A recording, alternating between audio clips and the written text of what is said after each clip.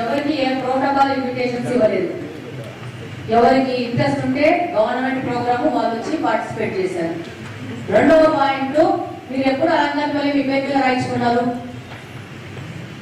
మీరు రాయించుకోలేదు కదా, దాని మీద ఆస్తి హక్కులు మీకు లేదు కదా. మీరు జస్ట్ అలంకారం వినండి, మీరు క్వశ్చన్ చేశారు, మీరు ఆన్సర్ ఇవ్వనండి. అలంకారపల్లిలో మీరు ఒక కార్పొరేటర్ గా గెలిచినారు. మీరు కూడా ఉన్న 50 మంది కార్పొరేటర్లలో ఒకరు.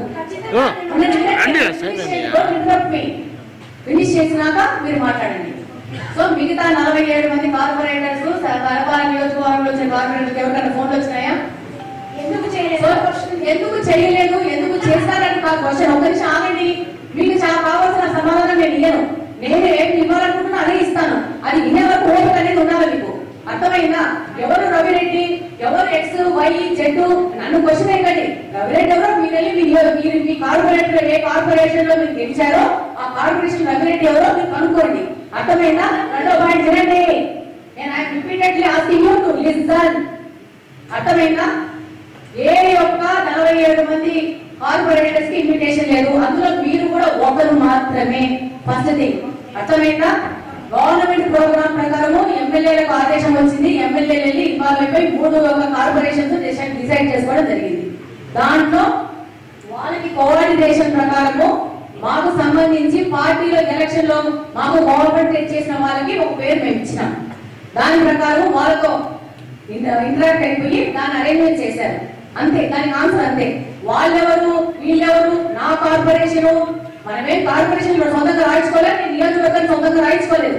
మీరు కార్పొరేషన్ కార్పొరేటర్, మీకు ఇంట్రెస్ట్ ఉంటే గవర్నమెంట్ ప్రొసీజర్ లో మీరు పాల్గొవాలనుకుంటే ఇంట్రెస్ట్ వచ్చి పాల్గొంటే నా ఇంట్లో పెళ్లి కాదు, మీ ఇంట్లో పెళ్లి కాదు మీకు ఇన్విటేషన్ ఇవ్వడానికి. మీరు ఈ విధంగా క్వశ్చన్స్ పబ్లిక్ మీటింగ్ లో ఇవ్వండి. అవన్నీ నాతో పక్షుల గురించి మాట్లాడని మీకు సమాధానం ఇస్తారు. ఓకేనా? ఇప్పుడు ప్రతి ఒక్క విషయంలో చిన్న పోలియో డ్రాప్స్ వేసినా కూడా మేము వెళ్ళేసి వేయడం జరుగుతుంది. ఒక కార్పొరేటర్ గా మా డివిజన్ లో ఏ కార్యక్రమం అయినా కూడా అదేలాగే పెన్షన్స్ కూడా మరి మాకు చెప్పలేదు కదా. చెప్పలేదు ఏంటి? మీకు అదేనండి సమాధానం ఇచ్చింది. ఏ ప్రోటోకాల్ ఫాలో కాలేదు. రెస్ట్ ఆఫ్ ద 47 తో పాటు మీరు కూడా లాస్ట్ 7 మాత్రమే. అర్థమైందా? సో కాబట్టి మీకు ఏ విధమైన ప్రభుత్వ కార్యక్రమాల్లో పాల్గొనాలనుకుంటే మీరు వాలంటరీ వచ్చి పాల్గొనండి. దానికి మీకు కిరీటం పెట్టేసి డబ్బాలు వాయించుకొని మిమ్మల్ని తీసుకొచ్చేది ఏమి ఉండదు. మీకు ఇంట్రెస్ట్ ఉంటే ప్రజల మీద మీరు వచ్చి పార్టిసిపేట్ చేస్తారు అంతే.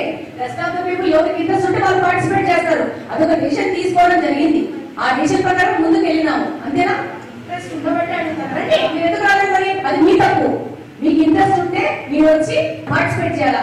ఎమ్మెల్యే గారు వస్తున్నారని మీకు తెలుసు కదా.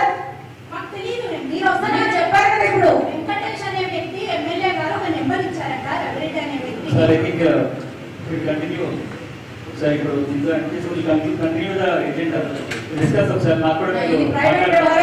మాట్లాడుకోవచ్చు. 8వ అంశం సార్,